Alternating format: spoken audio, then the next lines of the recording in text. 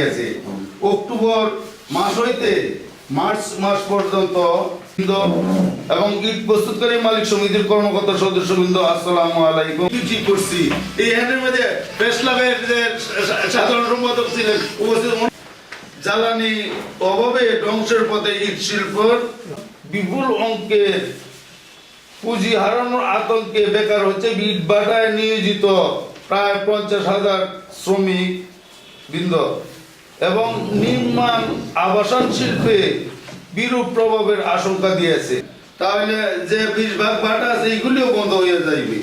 ভাটার মধ্যে 14টি ইট ভাটার কার্যক্রম বন্ধ, ভৈরব 16টি ইট ভাটার মধ্যে 11টি ইট ভাটার কার্যক্রম বন্ধ, 11টি ইট ভাটার মধ্যে 6টি ইট ভাটার কার্যক্রম বন্ধ। ভাটাগুলি চালু রয়েছে সেগুলিও 3 গুণ বেশি ধরে নিম্নমানের। এমতো অবস্থায় আজকের এই সংবাদ সম্মেলনের মাধ্যমে উপস্থিত সাংবাদিক ভাইদের কিছু কিছু কলা আছে আমাদের এই কিশোরগঞ্জের সর্ব